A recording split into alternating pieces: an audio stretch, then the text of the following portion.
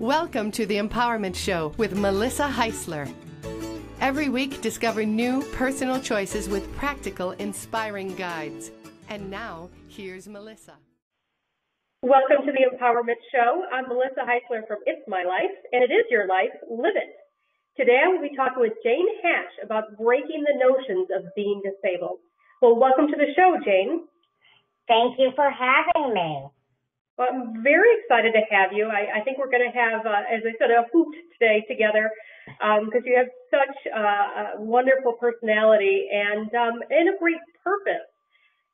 You have a desire to break the myths of what it means to be disabled. Can you talk a little bit about that? Absolutely. I think there is a preconceived notion that having a disability means that you are exempt from all of the joys and sorrows that is life, and that is not the case. You know, those of us who have a disability, that doesn't mean the rest of our life is perfect. You know, it doesn't mean that we don't have other issues to work on, to develop ourselves and improve ourselves. Yeah, and I think that's one of the biggest things that came across in talking to you and looking at your film, and is that I guess I never really noticed how we abled people make assumptions about the disabled, about that you're, a pitiful person that we need to help, that maybe you're a hero for overcoming your obstacles. Oh, absolutely. I mean, hallelujah for Stella Young. I know you saw her TED Talk. Stella and I have the same connective tissue disorder, which is Osteogenesis Imperfecta. And she finally put into words what I have tried to articulate forever, is that having a disability is not exceptional. I don't have a degree in sitting on my ass. That's just a part of life. And so when I'm at the grocery store shopping and I'm buying a loaf of bread and someone approaches me and says, "Oh, you are such an inspiration," that's just condescending. I'm buying bread. What is exceptional or outstanding or inspiring about buying a loaf of bread? Because all I hear when someone says that is, wow, if I was as messed up as you are, I wouldn't go out and buy my own bread. You know?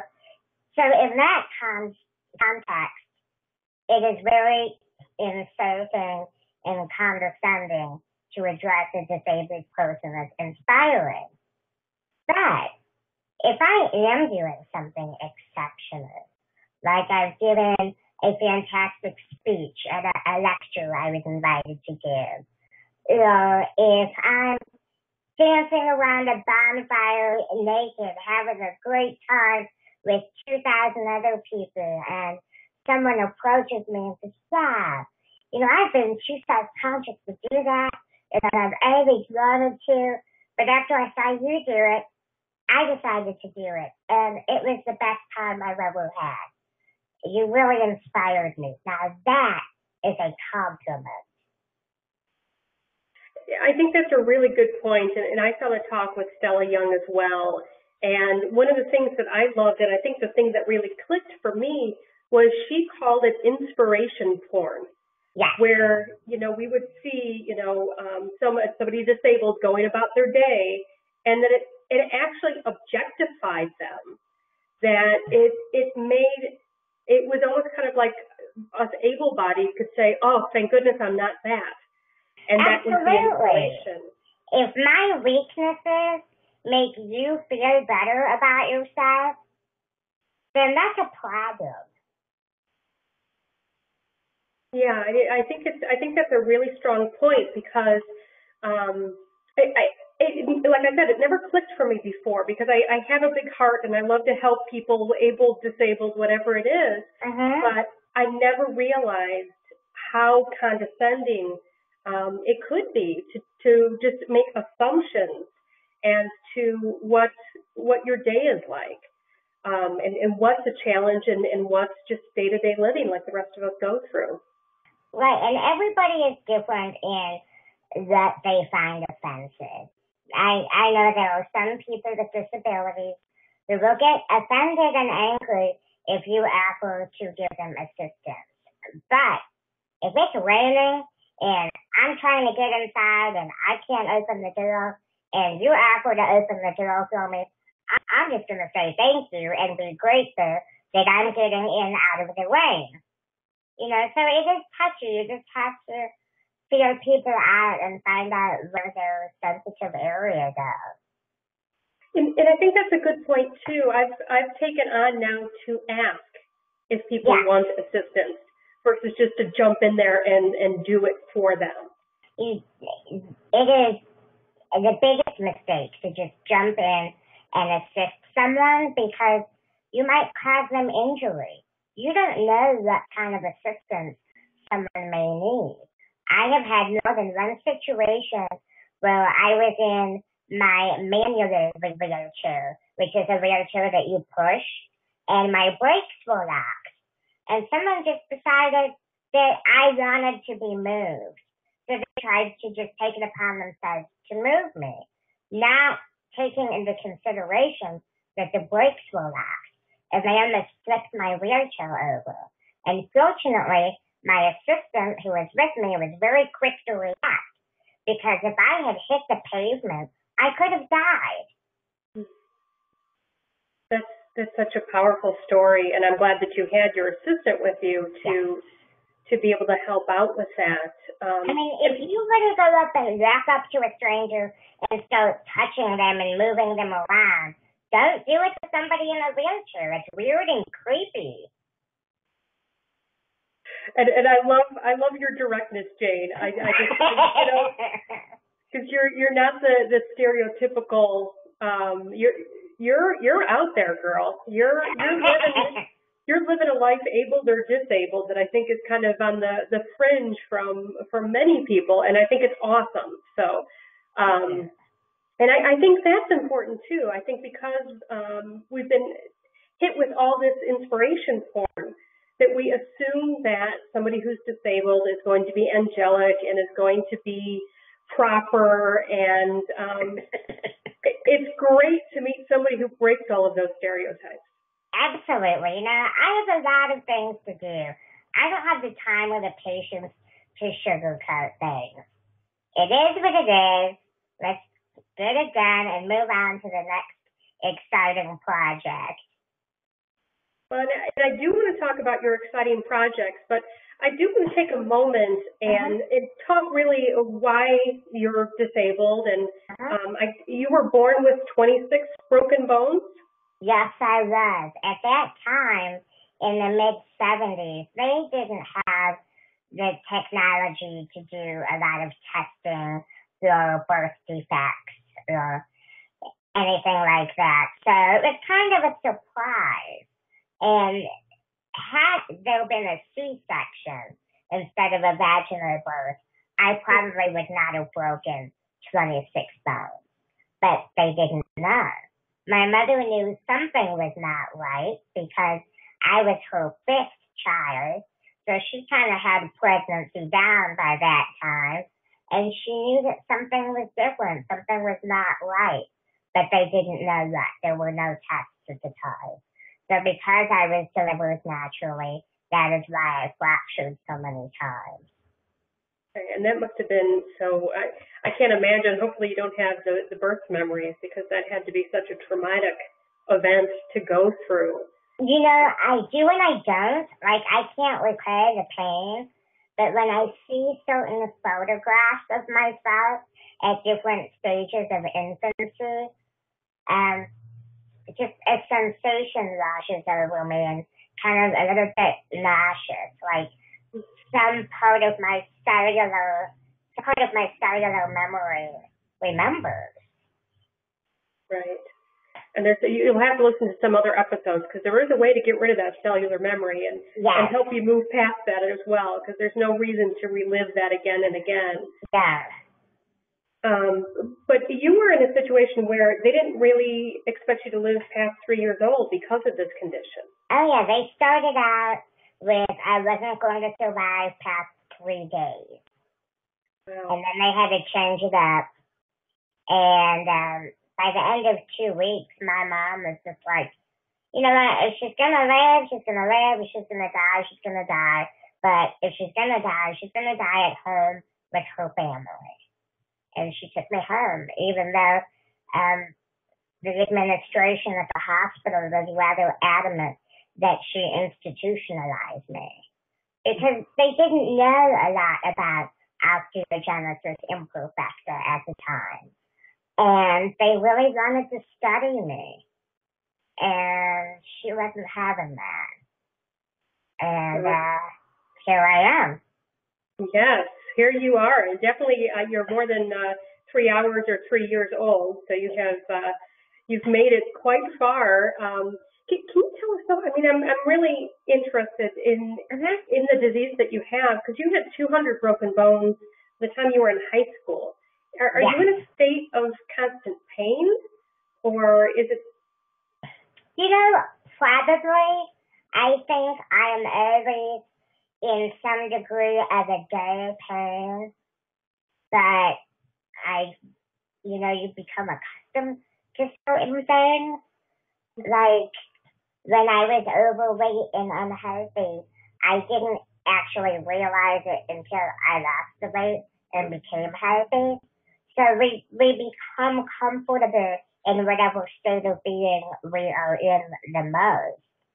So I think to a degree, yes, but it's not really debilitating, obviously.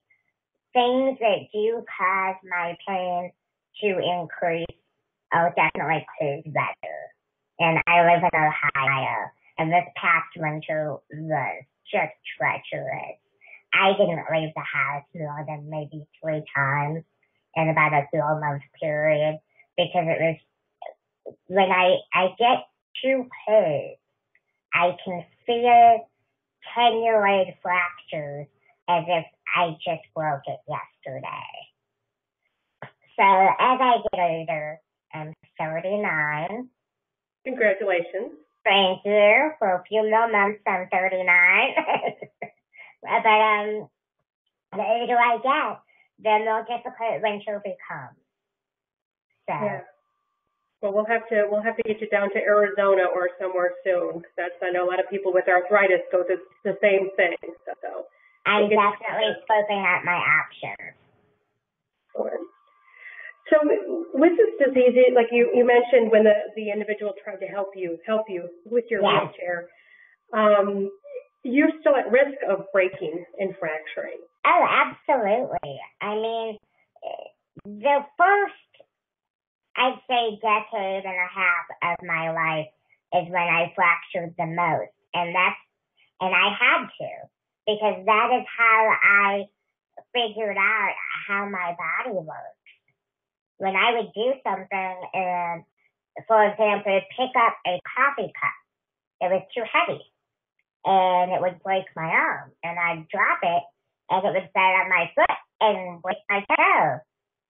I learned not to lift anything that heavy again. Wow. It's brutal. I cannot imagine from a parent's perspective. You know, when someone you love is suffering, all you want to do is fix it, and you can't.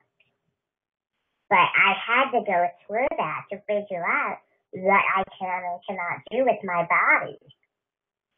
Well, and you know what, whether it's fractures or, and hopefully this doesn't minimize the pain that you've gone through, but I learned that I can't have caffeine. And I had to go through being sick and ill and having issues to finally go, every time I have coffee, this happens. So exactly. We need to learn by experience. What's your day-to-day life like? As a real person in the world, doing what you're doing, What's your day like? I am really happy to say that every day is drastically different because I'm involved in such a variety of projects that I never have the opportunity to get bored. And everything I do is really contingent upon those I depend on for support, such as my home health aides, to be dependable people. Because without their support, I can't check off everything on my daily agenda because I can't do it by myself. You know, if I can't get out of bed, I'm not going to be doing any interviews or go to any business meetings or save the Lord or anything else I want to do that day. So that's an important factor, and I've been very fortunate. You know, there have been periods of time where I don't have the most appropriate people, but things they always get better. Sometimes things get worse before they get better, but they always get better. Yesterday, I spent a good part of the day touring the fashion department at Kent State University for an upcoming project I'm working on. And the rest of this week, I'm going to be blogging about cannabis activism and its impact on those who depend on cannabis for medical purposes. And then next week, I am book a week doing interviews for my podcast called Hash It Out with James. And this weekend, I'm getting my body plaster casted for a different project. Wow. Those are some very diverse things you have going on there. And I'm sure I left a few things out, but, you know. Okay. Well, you know, I can say that you're inspirational by all the variety of different projects you have going on and the ways that you are trying to reach out and change the world, or at least change our visibility of the world. Yeah. And I know one of the ways that you did that is by making a film, Plain Jane, about yourself and your experience. Do you want to share about that with us? Yes. Naming that movie was such a challenge. Like, Plain Jane was the working title, and it was intended to be a documentary. And we did a lot of research on documentaries before and during the process. And when we got to the editing process of actually putting all these puzzle pieces of footage together to make a movie, it was really obvious that this is not your average documentary. So that's how we came up with the name Plain Jane, the Shockumentary. And watching people watch this movie is so fun for me because I kind of have a sick sense of humor. And I love to watch people because I find them interesting. The variety of reactions have been phenomenal. We did a public viewing and two people were so uncomfortable. As soon as the credits start running, they grabbed their coat and they ran out the door. And then other people, like big scary-looking bikers, would just sob and cry. And then, you know, that awkward look on their faces when they're not sure if it's okay to laugh, but it was funny. So watching all of that is just great fun for me. Well, it's great that you're all out there too, and just letting, because again, Jane, you're a unique girl, disabled or able, you're a unique girl, and for you to show life and then life with a disability in such a different light, I think it is difficult for people to know how to react. You know, it's not the cookie cutter inspirational porn that we're used to. It's and then also the angle of when is it okay to laugh? Yes. Because I've heard of, there's a women's support group for mothers with children with Down syndrome. And they're allowed to tell the crazy stuff that happens all day long with their children and laugh about it. Where if they said some of the stories in public, people would be like, oh my God, how can you talk about your child that way? Right. sometimes if a person with a disability is being funny, it's okay to laugh at them. That might be their intention. But I think it's with anyone. It's if you're laughing with them, it's a good thing. If you're laughing at them, that's probably not the right way to go. And I do dumb things constantly, and I'm always laughing at myself. So, why not make it okay for everybody else? Right. So where can people find out about your film and see it and be able to view it? There's a few different ways. You can go to the website, which is plainjanetheshockumentary.com, and there's a little shopping cart on the side where you can purchase a DVD, or you can watch it directly online. At the top of that website, there's a tab you can click to watch video on demand, and it will take you to Vimeo. And when you get to the Vimeo page, you'll have two options. You can rent it for just a couple of dollars, or you can buy a digital download. So there's three ways that you can see it. I wanted to make it available to everybody regardless of their budget. So that's why we have so many different options. And you shared a little bit that you like watching people watch the film. What was probably your most meaningful or impactful response that you received? What was that response that either you wanted or that you were surprised that you received? I received a lot of great compliments from all across the world, Australia, Canada, the UK, but the absolute most impactful and touching compliments I've received are from male prisoners. These men that watched the movie during one of their classes, they said the element of the movie that affected them the most deeply is the fact that I open and lead with my weaknesses and then share the rest of me. These guys in prison have always tried to hide their weaknesses and act like a badass, and that's why they're in prison.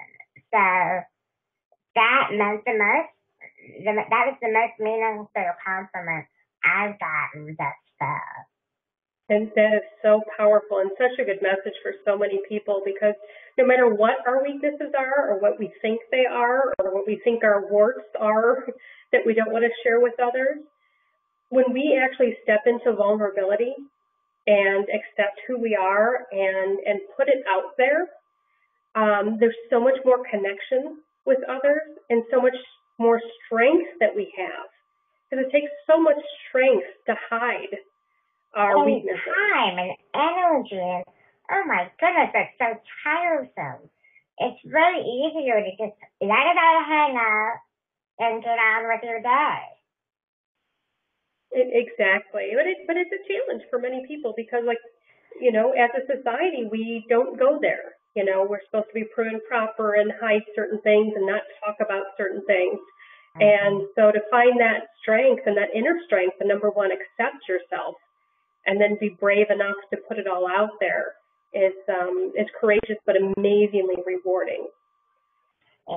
It's been a really rewarding experience. I gotta admit that this documentary is absolutely the piece of work that I am most proud of, and I'm so happy that I found a documentarian to work with that would show my story as it is.